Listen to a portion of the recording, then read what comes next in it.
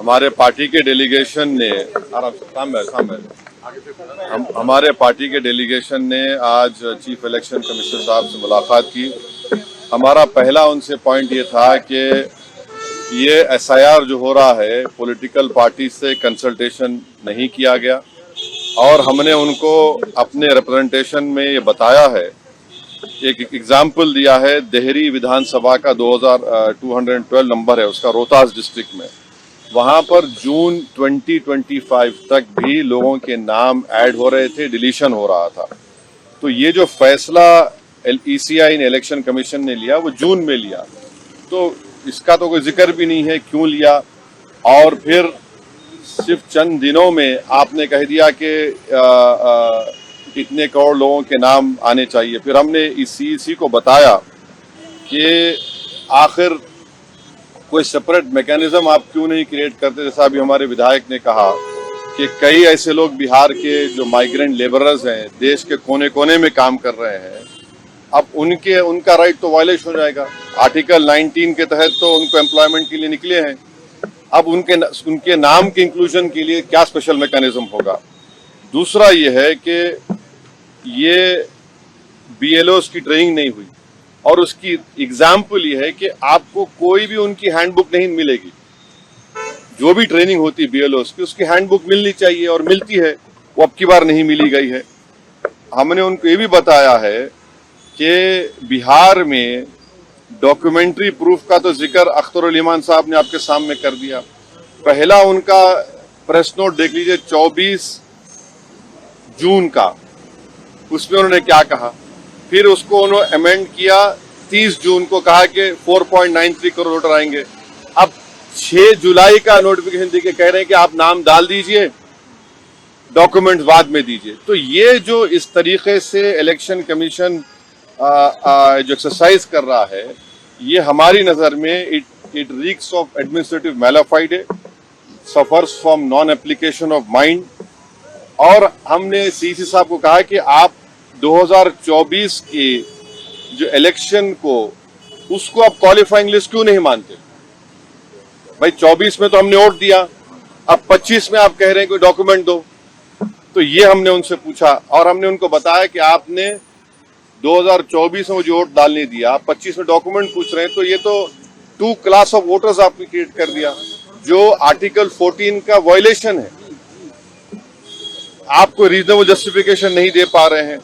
और एक बात हमने उनके सामने कही कि ये जो भी एक्सरसाइज उन्होंने किया है, इसका कोई लॉ से नहीं निकल रहा है, it is purely N administrative law के तहत किया, तो इसका भी मैलाफाइडे उसमें होता है। और आखिर में हमने उनको बताया कि सुप्रीम कोर्ट का एक जजमेंट है, जिसमें हमारे पहले रिप्रेजेंटेशन में हमने जिक्र किया था, जो 2005 का सुप्रीम कोर्ट का जजमेंट है, जिसमें सुप्रीम कोर्ट ने साफ तौर पर कहा लाल बहा हुसैन में कि the misuse of powers by ERO to disenfranchise electors, possibility of time effective judgment of ERO जो यहां पर हो सकता है, and consequence of having one name included in the previous electoral role.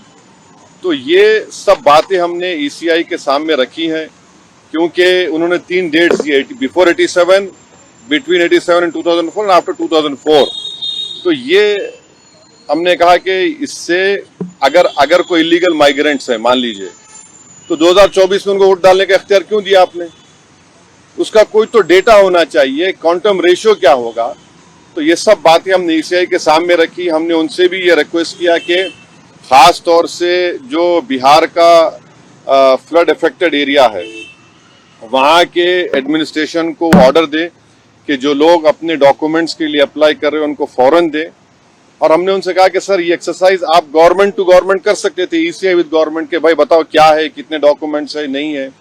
मगर मेजर रीजन ये है, मेजर हमको जो लगता है कि जो बिहार के नौजवान बाहर हैं, चाहे मुंबई में हो, दिल्ली में हो, हरियाणा में हो, पंजाब में हो, हैदराबाद में हो, उनके लिए बड़ी दिक्कत पेश आएगी। और अगर नाम उनका नहीं आएगा तो फिर उनको वोट डालने का इख्तियार नहीं मिलेगा। और फिर ये जो एक्सरसाइज को इलेक्शन कमीशन खुद अपने उसमें नोटिफिकेशन में कह रहा है कि ईआरओ और ईआरओ सिटीजनशिप एक्ट 1955 में कॉम्पिटेंट अथॉरिटी को बोल सकता है।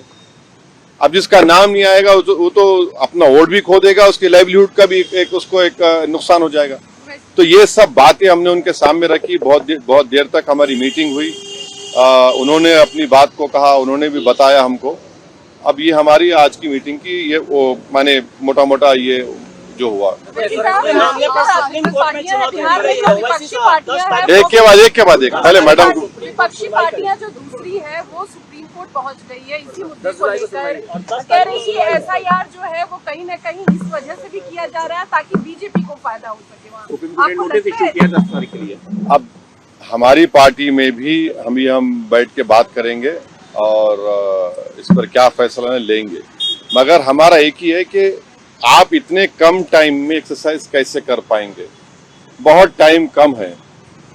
एसआईआर में भाई जो लोग जो अपना एड्रेस चेंज कर लिए उनको क्यों आप पूछ रहे हैं बर्थ सर्टिफिकेट? माइग्रेशन होता है, अब क्या करेंगे वो लोग?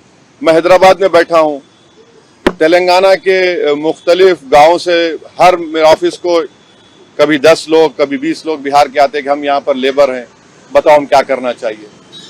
अब उनके पास पैसे भी नहीं है वापस जाने बिहार को। परेशानी वो होगी क्योंकि लॉ तो बोल रहा है कि उनको रहना पड़ेगा वहां पर। वो गए इसलिए कि बिहार में कुछ है ही नहीं, कोई सरकार ने उनका रोजगार का इंतजाम किया ही नहीं, तो मजबूरी उनकी है, बाहर बैठे हैं। तो ये सब प्रॉब्लम्स हमने ईसीआई के सामने रखे, हमने कहा इसका तो आप सोल्यूशन निकालिए।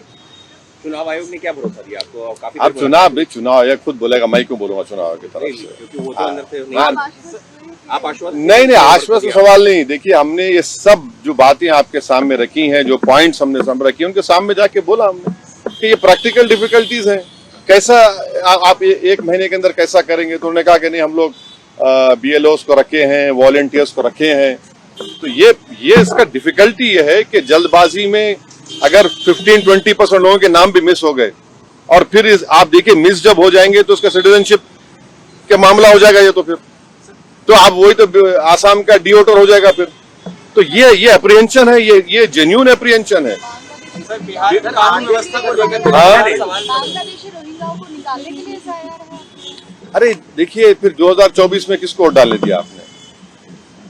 24 में आपने वोट दिया, मैंने वोट डाला बिहार में। हमारा देखिए एक सिनेरियो विजुअलाइज करिए आप लोग। अगर कोई लोकसभा के चुनाव में 20,000 वोट से हार गया कोई, और अभी एसआईआर के बाद उसी के पार्लियामेंट सांसद में 20,000 कम हो गए, तो फिर वो क्या करेगा बेचारा? उसको राइट मिलना चाहिए, राइट तो रिकॉल तो हमारे पास नहीं है।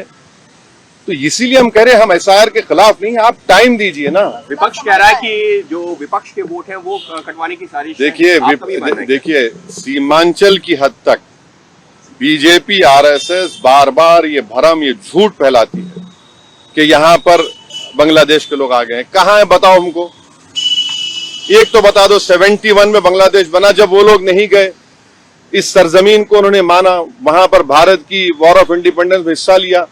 बल्कि सीमांचल इलाके में अख्तर भाई बोलेंगे वहां पर तो इतना बैकवर्ड इलाका उस वक्त भी था, आज भी है, कि लोगों को लाकर वहां पर कैदी बनाते थे। क्या अख्तर भाई?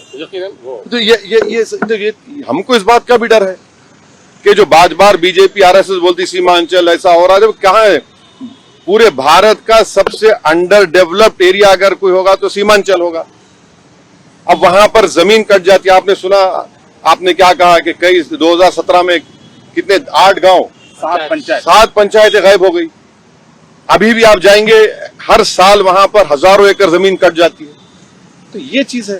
सर बिहार के कानून व्यवस्था को लेकर लगातार अब ये ईसीआई के तक चुनाव आयोग ये कह रहा है कि 2002 में भी जब ये प्रक्रिया हुई थी 1 महीने का वक्त था। आप कह रहे हैं कि वक्त कम है, लेकिन उस दौरान ना पार्लियामेंट के इलेक्शन के लिए 1 साल का टाइम था।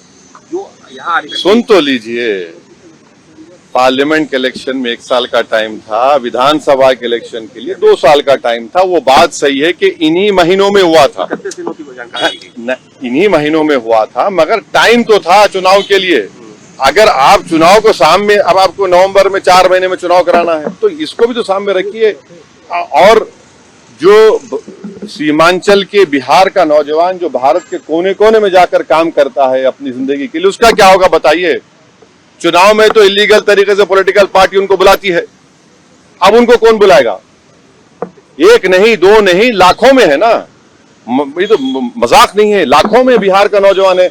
अख्तर भाई ने कहा कि 60-70% बिहार का सीमांचल का नौजवान तो मुख्तलिफ भारत के कोने कोने में काम कर रहा है, तो ये डिफिकल्टी है। ओके सर, कोर्ट को जाना नहीं जाना इसका भी हम फैसला कर लेंगे, बताएंगे आपको।